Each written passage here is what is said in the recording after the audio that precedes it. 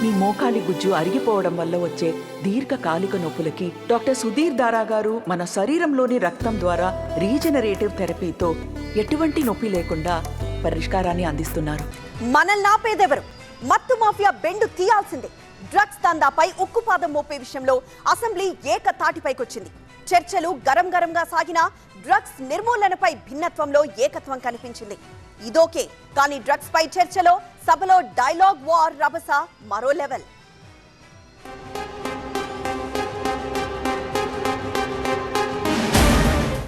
మహానగరంపై మత్తుమరక. Drugs మాఫియాకు కళ్ళెమెప్పుడు, ఎలా, ఎప్పటి నుంచో కొనసాగుతున్న చర్చ. ఈ ముచ్చటే తెలంగాణ అసెంబ్లీలో చర్చగా వాడివేడి వాదనలతో ఒకంత రచ్చగా మారింది. డ్రగ్స్ పై ఉక్కుపాదం అనే సబ్జెక్టుగా అంతకు మించి హీటెడ్ ఆర్గ్యుమెంట్స్ జరుగుతుండగానే యాదృచ్ఛికంగా జీడిమెట్లలో గంజాయి ఘాటు గుప్పుమంది. తులసివనంలో గంజాయి మొక్క అనే సామెతకు సరికొత్త టచ్ ఇచ్చారు కేటుగాళ్లు. నర్సరీ మొక్కల మాటున 400 కేజీల ఎండు గంజాయిని గుట్టుగా గట్టు దాటించే ప్రయత్నం బెడిసికొట్టింది. గంజాయి పట్టుబడింది. ఆ ఘాటు సంగతేమో కానీ డ్రగ్స్ సబ్జెక్ట్ పై జరిగిన చర్చలో అధికార విపక్షాల మధ్య డైలాగ్ వార్తో సభ మస్తు హీటెక్కింది. డ్రగ్స్ నిర్మూలనకు అంతా సహకరించాలని కోరారు ముఖ్యమంత్రి రేవంత్ రెడ్డి. తప్పక సహకరిస్తాం అంది విపక్షం. ఇది మన సమాజానికి పట్టిన చీడా పీడా. దీన్ని తొలగించడంలో, పూర్తిగా నిషేధించడంలో మీ అందరి మద్దతు రాష్ట్ర ప్రభుత్వానికి అవసరం ఉన్నది. అవసరమైన సహకారాన్ని అందించాల్సిందిగా సభాపక్ష నాయకుడిగా మీకు అందరికీ విజ్ఞప్తి చేస్తున్నా అధ్యక్ష. రాష్ట్ర ప్రయోజనాలకు సంబంధించి ఏ అంశం పెట్టినా ఈరోజు డ్రగ్స్ విషయంలో మీరు మాట్లాడినా ఒక్క 100% కాదు అధ్యక్ష, 1000% మా పార్టీ నుంచి పూర్తి సహకారం ఉంటుంది ఈ విషయంలో. మొత్తానికి అలా డ్రగ్స్ పై ఉక్కుపాదం విషయంలో ఏకత్వం వచ్చింది. కానీ టిఎస్ న్యాప్ కేంద్రంగా చర్చ రసవత్తరంగా జరిగింది.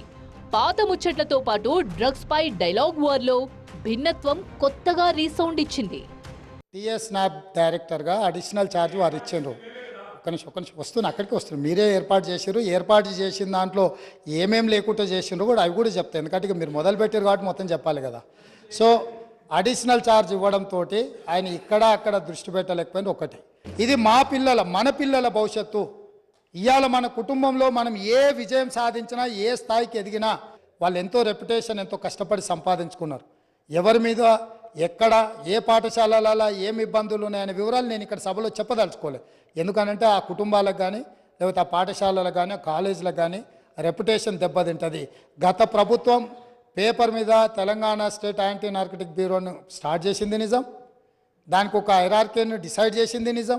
వీటన్నిటిని సమీక్షించి, అందుకే నేను ఏమంటున్నా అంటే ఈ ఒక్క విషయంలో విమర్శల జోలికి వెళ్లకుండా ఈ తెలంగాణ సమాజాన్ని ఒక బలమైన సమాజంగా, ఈ తెలంగాణ సమాజం అంటే ఒక ఉద్యమాల గడ్డ. తరతరాలుగా మనము నిటారుగా నిలబడి కొట్లాడిన చరిత్ర ఉన్న గడ్డ.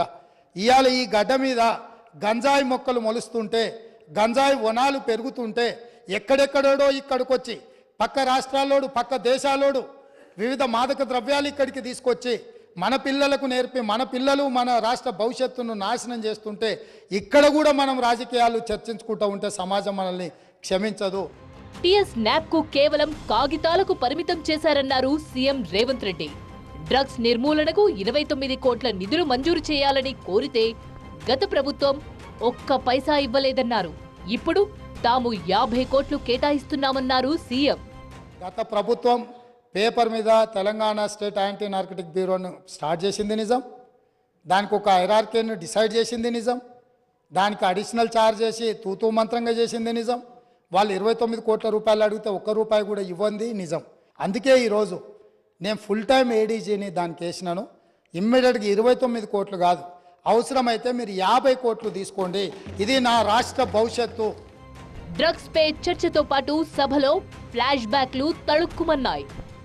ఎన్ఆర్ఐ అంటే నాన్ రిలయబుల్ ఇండియన్ కింద మేనేజ్మెంట్ కోటాలో ఇక్కడికి వచ్చి టికెట్ తీసుకొని అక్కడ ఆ కేకే మహేందర్ రెడ్డి గారిని అన్యాయం చేసి ఈరోజు ఇక్కడికి వచ్చిండ్రు. అది మేమే చెప్పినాము. మేమే మా ప్రభుత్వం ఉన్నప్పుడే ఏర్పాటు చేసిన సంస్థ, ఇవాళ మీరు క్రెడిట్ తీసుకుంటా అనుకోవచ్చు. మాట్లాడితే మేనేజ్మెంట్ కోట అంటారు అధ్యక్ష.